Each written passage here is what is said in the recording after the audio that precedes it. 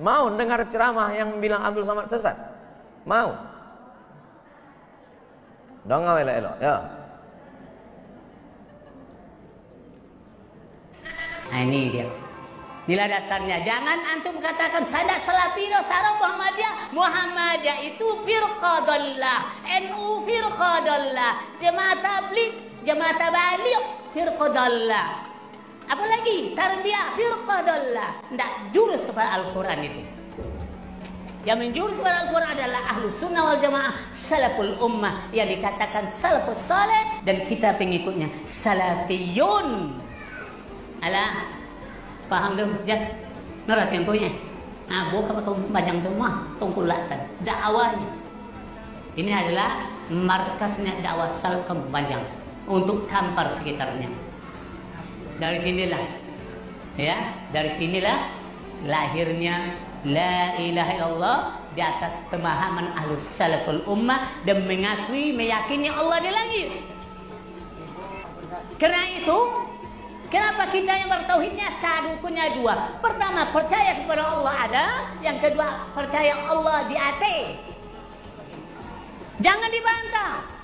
Pak Babin Kamtipmas, tolong nanti kumpul Pak Babinsa, buatkan butiran-butirannya bersama wali kota, gubernur, forum komunikasi pimpinan daerah, butiran-butiran untuk menjaga kedamaian di kota Pekanbaru. Kalau tidak nanti orang bertinju-tinju di masjid. Ini kalau saya teruskan isi ceramah nih, Perti sesat, Al-Wasliyah sesat, ujungnya, maka tak saya teruskan, nanti ujungnya saya emosi, saya banting handphone nih. Abdul Somad sesat, bodoh. Kalau Allah katakan di langit tidak serupa dengan kita, makhluknya saja tidak serupa tempatnya. Kenapa kita katakan Allah serupa dengan kita? Bodoh itu orangnya itu. Siapa itu? Torobang Abdul Somad itu mengatakan. Jangan belajar dengan dia. Paham tuh? Dia bantah Allah di langit. Tak mengerti yang dakwah sunnah itu. Kalau ibu-ibu BKMT dituduh sesat, marah tak? Marah.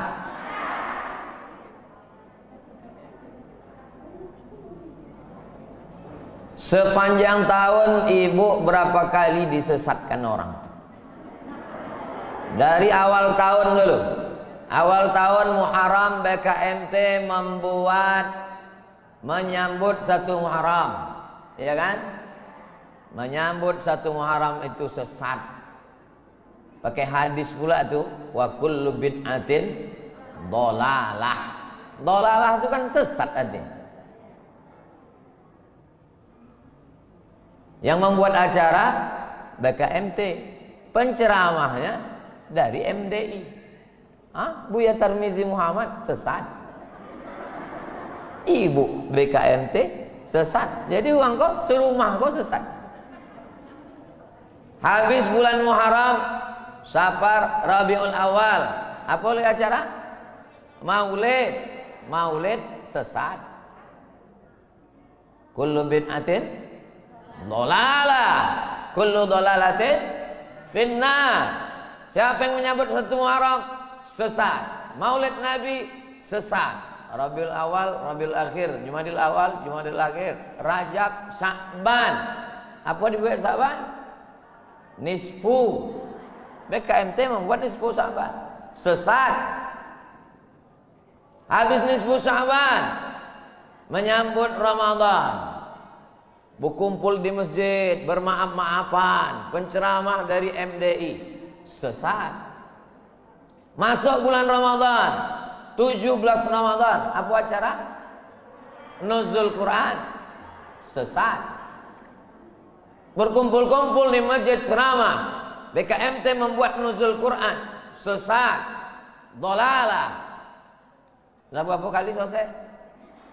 5. Masuk Idul Fitri, apa acara? Halal bihalal, sesat. Yang ketujuh tak jadi sesat, acara melepas jamaah haji karena Covid. Untung datang Covid. Kalau beginilah kehidupan kita di Pekanbaru, hancur kota Pekanbaru. Maka saya senang sekali hari ini hadir semua. Pak Camat hadir, Babinsa hadir, Babin Kamtipmas hadir, Buya kita yang sekaligus anggota dewan hadir. Maka mesti dibuatkan butiran-butirannya supaya kita di masjid di Pekanbaru tidak saling menyesatkan. Abdul Somad ini sesat. Kenapa BKMT mau mengundang? Mau dengar ceramah yang bilang Abdul Somad sesat?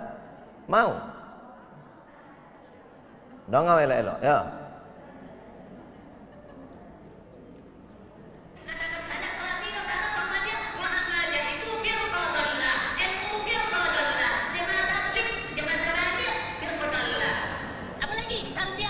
Apa?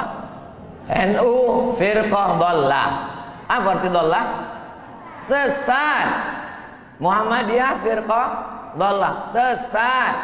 Jamaah tabligh firqah dhallah, sesat.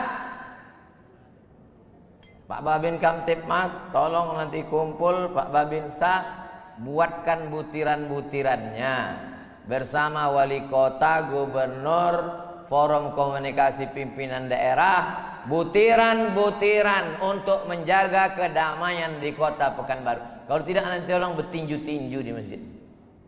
Ini kalau saya teruskan isi ceramah nih, Perti sesat, Al-Wasliyah sesat, ujungnya, maka tak saya teruskan, nanti ujungnya saya emosi, saya banting handphone nih. Abdul Somad sesat, bodoh gitu.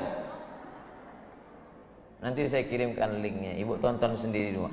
Janji handphone jangan nyampe lah. Nah, saya dikasih judul hari ini adalah kita perkokoh akidah Islamiyah, kita perkuat ukhuwah Islamiyah, watoniyah, serta cegah aliran sesat. Kalau kita berbeda pendapat, tidak mesti orang itu menjadi sesat. Ambo sholat tarawih 20 rakaat tambah witir 3, jadi berapa? 23 rakaat. Ambo dapat jadwal sholat di Masjid Akramun Nas Undri, itu tarawihnya ompe 3, jadi seboleh rakaat. Karena berbeda pendapat, apakah ambo katakan yang ompe 3 itu sesat? Iko kan perbedaan mazhab, iko kan perbedaan pendapat.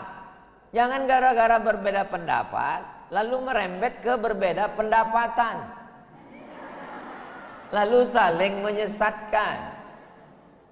Pembahasan yang pertama adalah siapa yang punya otoritas, punya legalitas yang boleh menyesatkan, mengatakan ini sesat, ini tak sesat. Yang pertama adalah Nabi Muhammad sallallahu alaihi wasallam. Nabi Muhammad ada lagi nih? Tidak ada.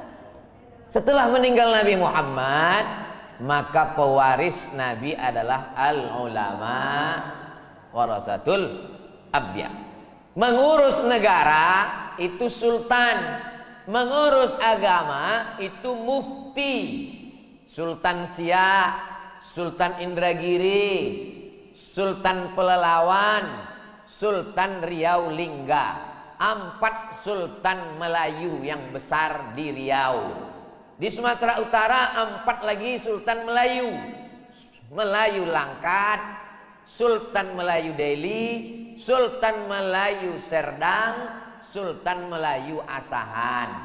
Di atas Sultan Aceh yang terkenal Sultan Iskandar Muda. Sultan ini mengurus negara. Yang mengurus agama diberikan kepada mufti namanya. Orang yang berfatwa, nama orang yang berfatwa itu mufti. Yang mengeluarkan fatwa. 1946 Negara Kesatuan Republik Indonesia Merdeka 45, kerajaan-kerajaan Melayu menggabungkan diri ke NKRI, termasuklah Kesultanan Awak-Siak 1946. Sultan yang terakhir Sultan Syarif Qasim II menyerahkan kedaulatan, maka kita tidak lagi kerajaan Siak, itu masa lalu. Sekarang kita adalah Negara Kesatuan Republik. Karena sultan tak ada, mufti pun hilang. Tak ada lagi mufti Siak, mufti Indragiri, mufti Pelalawan, mufti